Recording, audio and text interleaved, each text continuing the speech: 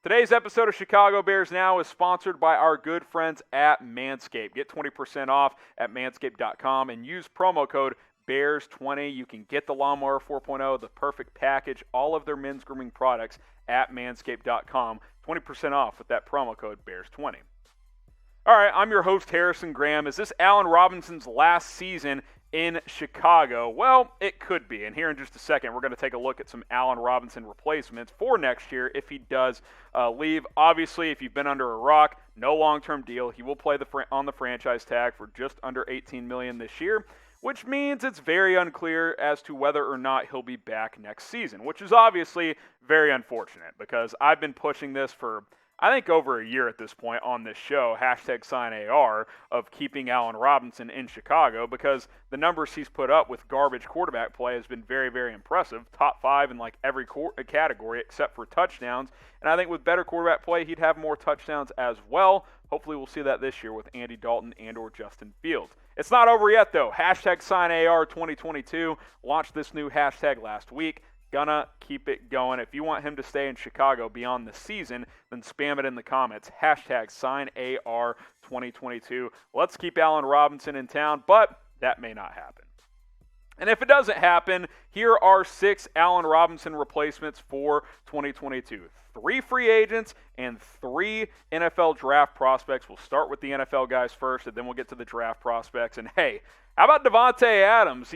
You don't think Allen Robinson's worth big money? How about you pay more and you get arguably the best receiver in the NFL? Because that's what Adams has been the past couple of years. He's on the last year of his current contract. And hey, I'm just reading between the lines. If Aaron Rodgers ain't in Green Bay, I don't see Adams signing there long term. I just don't think that makes sense for his career at this point in time. And there's a pretty decent argument Davante Adams is the best receiver in the NFL at this point in time. And he is looking to cash in, just like Allen Robinson is. You can bank on that one, pun intended. You kind of look at what the top 5 guys in terms of salary are paid right now. I think he'll top Julio for sure. He might even push for DeAndre money. Now, that was a bit of an outlier at over $27 million on that 2-year extension with Arizona. But Davante Adams is a beast. He's not a scrub. It's not just because Aaron Rodgers is in Green Bay. He creates a ton of separation, is an absolute red zone menace as well. I love Allen Robinson, but Adams is a better player. I don't have blinders on there. Davante Adams is a better receiver than Allen Robinson. I mean, look at what he did last year. 115 grabs, almost 1,400 yards, 18 touchdowns. And oh, by the way, this has all been while Green Bay has not gotten him a legit weapon on the opposite side for years. So he's doing this against double teams more often than not. The guy's a beast. He's a stud. He might cost $25 million per year. But hey, if he's 25 and Allen Robinson's 22, 23, I'll take Adams for 25. He is absolutely fantastic. Embrace debate. What do you guys think? Who is the best wide receiver in the NFL? I think it's between Davante Adams, DeAndre Hopkins, and Tyreek Hill. I think those are the 3 guys. Let me know what you guys think in the comment section. Best wide receiver in the NFL right now. Let's keep it rolling here as we look at some Allen Robinson replacements if he walks next season. How about Chris Godwin? Similar situation to A-Rob. He's playing this year on the franchise tag. The Bucs and Tampa did not agree to a long-term deal. Obviously a different type of receiver. Plays more slot, more of a yards after the catch type of guy, creates more separation, isn't really that contested catch type of player that Allen Robinson is. I do think he could be a slightly cheaper replacement. So Adams on the flip side, you'd have to pay more for. Godwin, probably a little less. Didn't have as great of a season last year with Tom Brady. Did miss some time, only played in 12 games. Had that nasty fractured finger as well, which caused him some issues even while he was playing. Still really productive. The couple of years prior to that with Jameis Winston, put up some huge numbers with Tampa Bay. I am a big fan of his game. Just a different type of receiver. And I think you've already got, some speed with Darnell Mooney and potentially some of these other guys that could stick around long-term as well. I think A-Rob is a good kind of different type of receiver to Mooney, but that doesn't mean I'm opposed to bringing in Chris Godwin if Allen Robinson is not going to be here. So I think he's a solid option. I'd rather keep Allen Robinson. We'll let you guys decide. But again, Godwin is very good. Type AR for Allen Robinson, CG for Chris Godwin. Pick a wide receiver for me. Who would you rather have? Maybe it comes down to money, and if that's the case, maybe Chris Godwin is the option for Chicago. Now, Allen Robinson is the full package at wide receiver. And hey, if you want to get the perfect package with Manscaped, get it right now. Bears 20% off at manscaped.com. What comes with the perfect package? Well, you get the Lawnmower 4.0, which is the best men's grooming shaving product on the market right now. It keeps things clean downstairs. You get these comfortable boxers as well. Ball toner, ball deodorant. If you're wearing deodorant up here, you should wear it on your balls, especially after a workout. Things get nasty. Get that 20% off with promo code BEARS20. This is usually $110. It's under $90 right now with our promo code. It also comes with a travel kit where you can put all of this stuff when you're traveling, plus your toothbrush, your deodorant, all of that good stuff, all in one kit. I use mine all the time, just went on vacation recently. Manscaped.com, promo code BEARS20. Get the perfect package right now. One more free agent to be, and that is Mike Williams, a player that I've been intrigued with for a while. I thought he took a bit of a step back last year, which is actually surprising considering how well Justin Herbert played, but did have a 1,000-yard season in 2019 with Phillip Rivers in his last season with the Chargers. Physical player, still has some upside. He's a good red zone target, set to be a free agent next offseason. Now, we should make one thing clear about Mike Williams. Godwin and Adams would fit the mold of, okay, you lose Robinson, you get one of those two guys, okay, you're feeling pretty good, especially if it's Adams. That's an upgrade.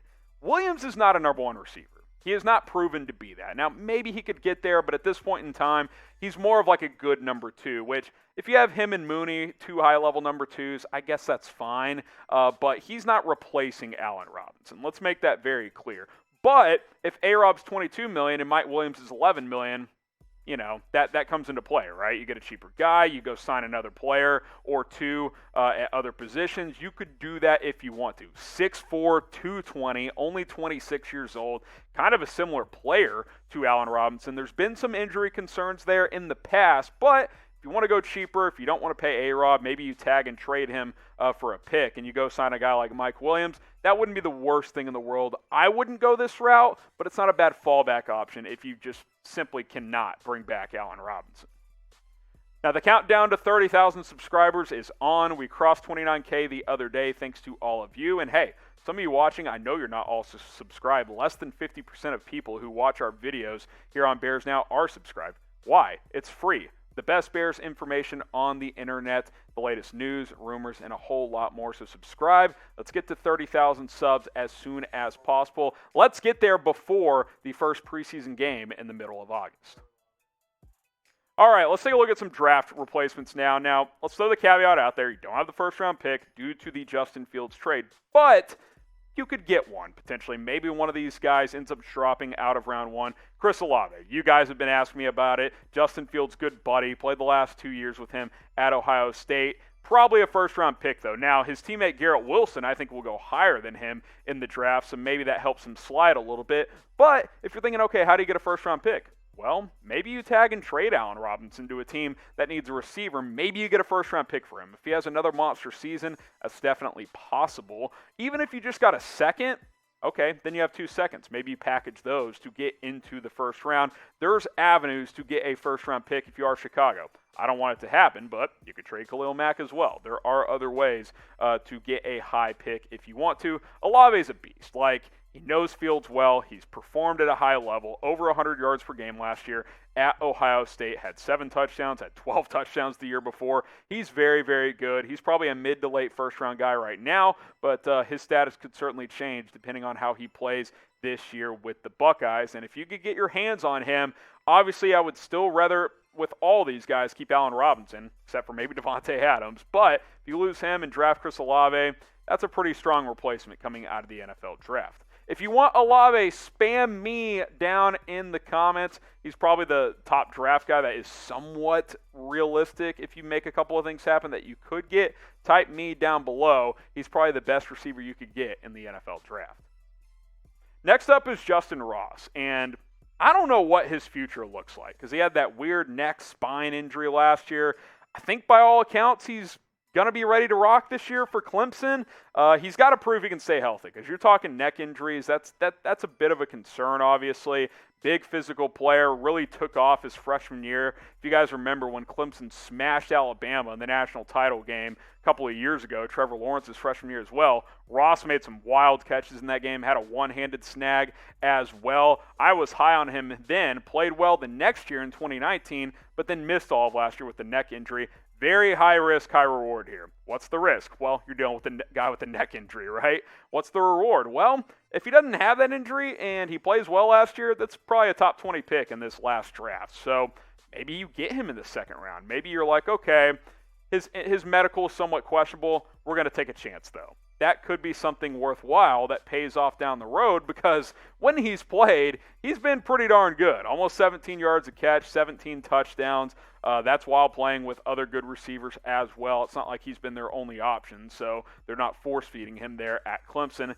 Very interested to see if he plays this year, how much he plays this year, how he looks when he does play this year. Trevor Lawrence has gone there as well, so Clemson kind of working in some new players this year, but Ross is a vet. Very curious to see how that injury stacks up because I'm very high on his potential. And then a name I think you guys should keep an eye on, Treylon Burks. Burst onto the scene last year for Arkansas. 6'3", 230, runs like a deer, and I think he's got major potential. I think this guy can be really, really good at the next level. I think there's a good chance he goes in round 1. 16 yards a catch last year. I mean, he's like a 4'4" guy at 6'3", 230. It's kind of freaky how athleticism he is. I don't want to go this far, but like, what if we're looking at the next DK Metcalf? Like, it could be possible with this kid. Like, he's got some boom-bust potential for sure. I think he's got to work out some of the kinks in terms of route running and some of that fine-tuned wide receiver stuff still, but his potential is off the charts. He could end up being the best receiver from that draft if a couple of things end up shaking out in his favor. Again, I think he's probably going to go round 1, so you'd have to get a pick in the first round, which you don't have at this point. But in terms of replacing Allen Robinson with a big physical specimen, that's Treylon Burks. That's him to an absolute T, so I'm definitely going to watch him a lot this fall in the SEC. So there you go. 6 guys that could replace Allen Robinson should Allen Robinson leave. If he does, who do you guys want the Bears to replace him with? I saw a Drake London in the comments earlier. He's another name to keep an eye on as well. Let me know down in the comments about who should replace Allen Robinson.